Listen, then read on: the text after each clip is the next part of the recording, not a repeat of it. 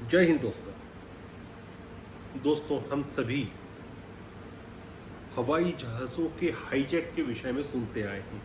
हम सुनते आए हैं कि आतंकवादी संगठन और फिरौती वसूल करने वाले क्रिमिनल एलिमेंट्स हवाई जहाज़ों का हाईजैक करते हैं उनके अल्टीरियर मोटिव्स को लेकर और उनकी पूर्ति के लिए। और हमारे देश में भी विमानों के हाईजैक हुए हैं, फिर उनको किस तरह से छुड़वाया गया, आप सभी इस चीज़ को जानते हैं। लेकिन जब कोई राज्य, कोई देश ही हाईजैक करने लग जाए तो उसे क्या कहेंगे? आप सोच रहे होंगे कि कोई ऐसा देश होगा जिसमें सिविल वॉर चल रही होगी, जिसमें आतंकवादी खूब होंगे, उस प्रकार का देश होगा। लेकिन आपको आश्चर्य होगा कि मैं आज ऐसे देश की बात कर रहा हूँ जो यूरोप का देश है। और अभी कुछ दिन पहले ही देश ने हाईजैक कराया। मैं बात कर रहा हूं बेलारूस की। किसी ज़माने में यूएसएसआर का अंग हुआ करता था बेलारूस। उस समय उसको कहते थे बेलारशियन, कहते थे बेलारशियन के नाम से उसको पुकारा करते थे। लेकिन अब जब यूएसएसआर का डिसइंटीग्रेशन हो गया, उसके बाद से उसको बेलारूस कहा जाता है। और बेलारूस में जो वहाँ के प्रेसिडेंट हैं पोरोशेंको, ल्यूकोशेंको को माना जाता है कि यूरोप का आखिरी डिक्टेटर, क्योंकि ये बिल्कुल यूरोपियन कंट्री है। और ल्यूकोशेंको को माना जाता है कि यूरोप के अंतिम डिक्टेटर हैं, क्योंकि इनके जितने भी काम हैं सारे के सारे काम डिक्टेटोरियल किस्म के काम है। और ये लंबे, जब से यूएसएसआर का डिसइंटीग्रेशन हुआ है, जब से कम्युनिस्ट सिस्टम बेलारूस से हटा है, तब से अपने आप को पुराने तरीके से ही चलाते आ रहे हैं और पावर में बैठे हैं। अब 2020 की हम बात करें कि 2020 में वहाँ चुनाव होता है और 90% जो वोट होते हैं वो ल्यूकोशेंको को मिल जाते हैं। आपने देखा होगा कि जहाँ जहाँ भी इस प्रकार के डिक्टेटोरियल प्रवृत्ति के लोग होते हैं, वे जब भी इलेक्शन कराते हैं, पहले सद्दाम हुसैन का भी देखते थे कि उनको भी बहुत 90% ऐसी मेजोरिटी से आते थे, जो वोट्स आते थे। हमने पाकिस्तान में भी जनरल मुशर्रफ जब वहाँ के तानाशाह थे तो उनको भी देखा कि वो राय शुमारी नाम से जो उन्होंने पब्लिक ओपिनियन का कलेक्शन करवाया था, उसमें भी ये दिखाया गया कि 80-90% और उससे भी ज़्यादा से ये लोग वापस इलेक्ट हो जाते हैं। तो ये डेफिनेटली इतनी लंबी मार्जिन कहीं नहीं आती। और कम से कम वोटिंग में आप देखिए कि दुनिया की कोई भी डेमोक्रेसी हो जहाँ पर स्वतंत्र वोटिंग होती है, रिग्ड वोटिंग नहीं होती, मार्जिन जो होते हैं ना बहुत ज़्यादा नहीं होते हैं। मैक्सिमम यूजुअली जाता है तो वो 60% किसी ने वोट ले लिए तो बहुत बड़ी बात होती है, 50% ले लिए तो बहुत बड़ी बात होती है। तो आप देखिए कि इनको 80-90% वोट आते हैं। ऐसा ही 2020 के अंत में हमने देखा कि ल्यूकोशेंको को भी यही हुआ कि उन्होंने 90% वोट प्राप्त कर लिए। उसके बाद वहां पर बेलारूस की सड़कों पर लोगों ने विरोध प्रदर्शन शुरू किया और बिल्कुल हैवी हैंड से उन्होंने उसको मैनेज किया और अपने आप को पावर में बनाए रखे। अब मैं आपको बताऊंगा कि इसमें इनको समर्थन किसका है। इनको पूरा समर्थन रहता है व्लादिमीर पुतिन का। और व्लादिमीर पुतिन का भी क्यों रहता है? क्योंकि उनको भी कहीं ना कहीं ये आसरा दे के रखते हैं कि वे वापस से बेलारूस को रशिया का अंग बना देंगे। तो व्लादिमीर पुतिन चाहते हैं कि पुरानी जो यूएसएसआर की प्रेस्टीज थी रशिया की, उसको वापस स्थापित करें, चाहे फिर वो यूक्रेन के माध्यम से किया जाए कि जिस प्रकार से जो क्रीमिया में हुआ, या फिर वे चाहते हैं कि बड़े प्रेम पूर्वक बिना कोई शॉट फायर किए खुद अपनी मर्जी से बेलारूस जो है वो रूस का अंग बन जाए। तो व्लादिमीर पुतिन को हमेशा ऐसा लगता है कि कुछ ना कुछ उनको वहां से मिलेगा रशिया के लिए। लेकिन मुझे ऐसा लगता है पर्सनली, जितना मैंने ल्यूकोशेंको को देखा है, कि वे रशिया के साथ भी एक तरह से खेलते हैं और यूरोप के साथ भी खेलते हैं।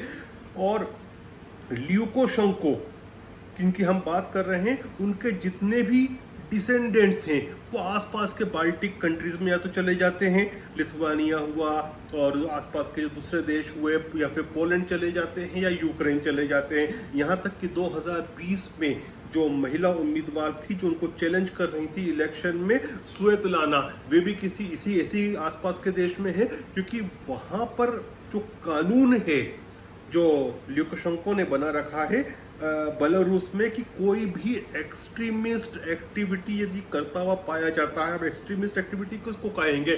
क्या सरकार के विरोध में प्रदर्शन करना एक्सट्रीमिस्ट एक्टिविटी है?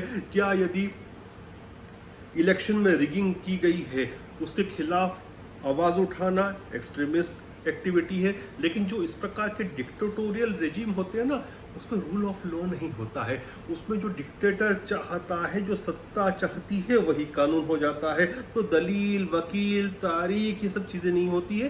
जो सत्ता को, तानाशाह को करना होता है वही कानून होता है। और जितने भी जिसको भी वो एक्सट्रीमिस्ट एक्टिविटी में इंगल्ज माना जाती है सत्ता के द्वारा, उसके लिए डेथ सेंटेंस है। फायरिंग स्क्वाड के माध्यम से, मतलब व्यक्ति को घुटनों के बल पे बिठा दिया जाएगा और उसकी खोपड़ी में पीछे से गोली मार दी जाएगी। तो जितने भी उनके डिसेंडेंट्स होते हैं वे आसपास के कंट्रीज में, या तो बाल्टिक कंट्रीज में या ईस्ट यूरोप की कंट्रीज में चले जाते हैं। स्विट्जरलैंड का भी वैसा ही हुआ। इसी प्रकार के एक जर्नलिस्ट थे वहां पर और वे भी उनके विरोध करते थे। उनका नाम है रोमन प्रोतासविच। थोड़ा रशियन नेम है, प्रोनाउंसिएशन में मुझे इतना आसान नहीं लग रहा। अब ये जो व्यक्ति थे ना, ये भी बाहर बैठे थे और उनके विरोध में अपने यूट्यूब चैनल, अपने इंस्टाग्राम चैनल बनाकर विरोध करते थे। इनकी जो चैनल थी उसका नाम था नेक्स्टा, और नेक्स्टा चैनल के माध्यम से ये ल्यूकोशेंको का विरोध करते थे। तो ये अपनी गर्लफ्रेंड के साथ ग्रीस से बैठकर लिथुवेनिया जा रहे थे। और जब इनका प्लेन, जो कि रेन एयर बेसिकली ये आयरिश एयरलाइन है, सस्ती वाली, चीप वाली एयरलाइन है आयरलैंड की। तो रेन एयर का जो प्लेन जो ग्रीस से लिथुवेनिया जा रहा था, जब एयर स्पेस में एंटर होता है बेलारूस का, तो उसको बेलारूसियन अथॉरिटीज कहती हैं कि इस प्लेन में बॉम्ब है और सिक्योरिटी के थ्रेट हैं। और उसको कहा जाता है कि आप मिन्स्क का जो एयरपोर्ट है, जो बेलारूस की कैपिटल है, मिन्स्क के एयरपोर्ट पर लैंडिंग करें सुरक्षा कारण से। और यहाँ तक कि बेलारूस की जो एयरफोर्स है उसका भी एक प्लेन भेजा जाता है उसके पीछे। और फाइनली ये प्लेन उतरता है। जब उतरता है तो बेलारूस के ऑफिशियल्स आते हैं और ये जो पत्रकार थे जो नेक्सा चैनल चलाते थे, जिनका नाम रोमन प्रोतासेविच और उनकी गर्लफ्रेंड, इन दोनों को उतार लिया जाता है और प्लेन को जाने दिया जाता है।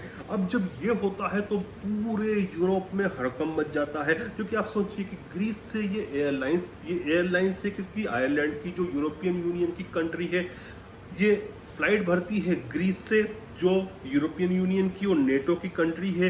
ये फ्लाइट जाने वाली थी तीसरी कंट्री लिथुवेनिया में, जो कि अपने आप में यूरोपियन यूनियन की कंट्री है और नेटो की कंट्री है। तो एक नाटो और यूरोपियन कंट्री से एक ईयू की कंट्री की फ्लाइट भरती है दूसरी नेटो और ईयू की कंट्री जाने के लिए। उसको बीच में झूठ बोल के उतारा जाता है और उसका जो पैसेंजर है उसको अरेस्ट कर लिया जाता है। तो इस हद तक के हाहाकार मचता है कि जो लिथुआनिया की प्रधानमंत्री हैं मिस इंग्रिडा, वो खुद आती हैं इस प्लेन को रिसीव करने के लिए लिथुआनिया के एयरपोर्ट पर। उनके ऑफिस से कंडोमनेशन का लेटर भी निकाला जाता है। जो यूरोपियन कमीशन है वह भी उसको कंडोम करती है और रिलीज करवाने की बात करती है। प्लस वो कहते हैं कि सैंक्शन लगाया जाए इन लोगों पर जिन्होंने ये कृत्य किया है। और बहुत सारी कंट्रीज ने, यहाँ तक कि जो बेलारूस की एयरलाइंस हैं, विशेषकर इनकी जो स्टेट ओन्ड एयरलाइन है जिसका नाम है बेलेविया, इस पर रोक लगा दी है। यहाँ तक कि बहुत सारी एयरलाइंस ने इनकी जो एयर स्पेस है उसको यूज करना भी बंद कर दिया। आप सोचिए ना इस चीज को कि कैसे कोई भी देश या कोई भी एयरलाइन अब कंफर्टेबल होगी इनके एयर स्पेस का उपयोग करने में, कि ये तो झूठ बोलकर एक तरह से उतारती है। तो टेररिज्म एक खुला आतंकवाद है और एक डिसेंडेंट को उतार लिया जाता है। तो अब मुझे लगता है कुछ सैंक्शंस भी लगेंगे। लेकिन एक वीडियो जो है वह घूम रहा है, ट्विटर पे भी किसी ने डाला था उसी जर्नलिस्ट का जिसको अरेस्ट किया गया, कि उसने कॉन्फेशन कर लिया है। अब आप समझिए ना कि ऐसे देश में जहां पर सत्ता ही कानून है, डिक्टेटर ही कानून है, कॉन्फेशन कराना कोई बहुत बड़ी बात नहीं है। वो कॉन्सेशन क्यों करेगा? सामने वाला हर चीज पे एग्री करेगा। पुलिस ने उसके साथ बिल्कुल 3rd डिग्री की होगी। उसको वो चाहता होगा कि अब उसको मालूम है कि उसको मरना है। शायद, मैं शायद ही कह रहा हूं जो कि हो सकता है कि वर्ल्ड प्रेशर में उसकी जान बच जाए। मैं चाहता हूँ, मैं आई डू प्रे, मैं प्रार्थना करता हूँ कि उसकी जान बच जाए। लेकिन ऐसी कंडीशन में जिसमें वो बेचारा पत्रकार है, आप अपने आप को रख के देखिए, आप एक ऐसी कंट्री में आपका विमान उतार लिया जाए, आपको प्लेन से उतार लिया जाए जहां कानून मतलब वहां का तानाशाह है, और तानाशाह के आप विरोध में सोशल मीडिया पे या मेन स्ट्रीम मीडिया पे बोलते थे, तो आपके मन में क्या जा रहा होगा? तो आपको जो कहा जाएगा आप कॉन्फेस कर लेंगे, क्योंकि आपको मालूम है कि आप सोच रहे होंगे कि मुझे मरना तो है, अब और प्रताड़ित क्यों हो? तो आप वीडियो कैमरे के सामने जो भी कॉन्फेशन करवाया जाएगा आप करोगे। और वही कॉन्फेशन का वीडियो जो है वो ट्विटर पे चल रहा है, किसी प्रो बेलारूसियन अकाउंट ने उसको डाला होगा, वो चल रहा है ट्विटर पर। अब इंटरनेशनल कम्युनिटी जो है वो चाह रही है कि इसको बचाया जाए, और वैसे भी शिकागो कन्वेंशन जो है उसके अनुसार यदि कोई भी प्लेन आपके देश की जो एयर स्पेस है उसमें जा रहा है, उससे गुजर रहा है, तो उसको सिक्योरिटी प्रोवाइड करना आपका कर्तव्य बनता है, ना कि उसकी सिक्योरिटी का ब्रीच करना।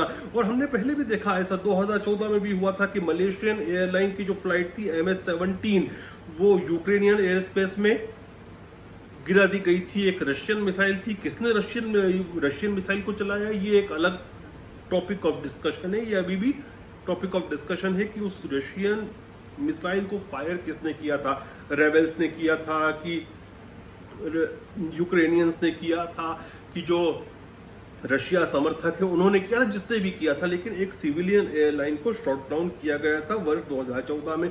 अभी आप देखिए बेलारूस में जो हुआ, एक सिविलियन एयरलाइन को उतार कर खुला आतंकवाद किया गया है। तो हम प्रार्थना करते हैं कि ये जो जर्नलिस्ट है रोमन जिनका नाम है, वे मुक्त हों ल्यूकोशंको नामक डिक्टेटर की प्रिजन से। और हम प्रार्थना करते हैं यहाँ तक कि बेलारूस के लोगों के लिए भी, जो इस डिक्टेटर को, तानाशाह को हटाने के लिए सड़कों पे उतरे हैं। उनमें से कई उतरे थे, उनमें से कई अभी भी जेलों में हैं। और दूसरों के साथ क्या हुआ होगा, ऐसी कंट्री से बहुत सारी चीज़ें बाहर भी नहीं आती। ये वही ल्यूकोशंको है, जब कोरोना खूब फैल रहा था तो ये बोल रहा था कहाँ है कोरोना, और ये उस समय बेसबॉल खेल रहा था स्टेडियम में। तो ये इस प्रकार का व्यक्ति है, ये एक तानाशाह है।